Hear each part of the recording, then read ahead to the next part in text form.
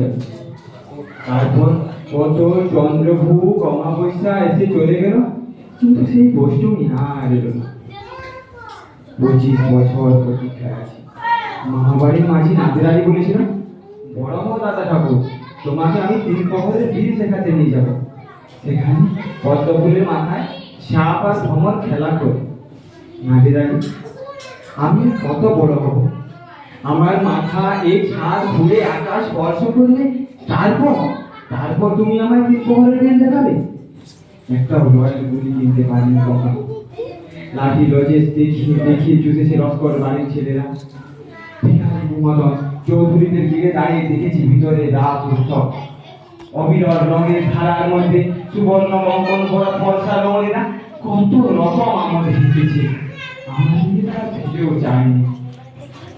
বাবা আমার কান ছুঁয়ে বলেছিল, দেখি একদিন আমরাও।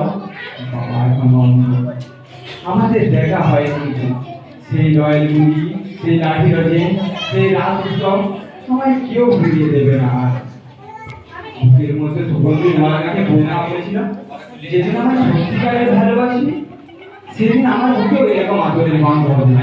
ভালোবাসার জন্য আমি হাতের মুঠোয় প্রাণ দিয়েছি, দুরন্ত ছাড়ে চলেছি, বেঁধেছি দাম কাপড়, বিশ্ব সংসার তন্ন তন্ন ঘুরে চুরি করে খুঁজে এনেছি 108টা নিঃশব্দ।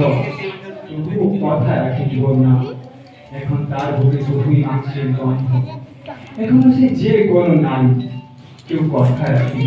33 বছর কাটে, কেউ কথা রাখে। নমস্কার।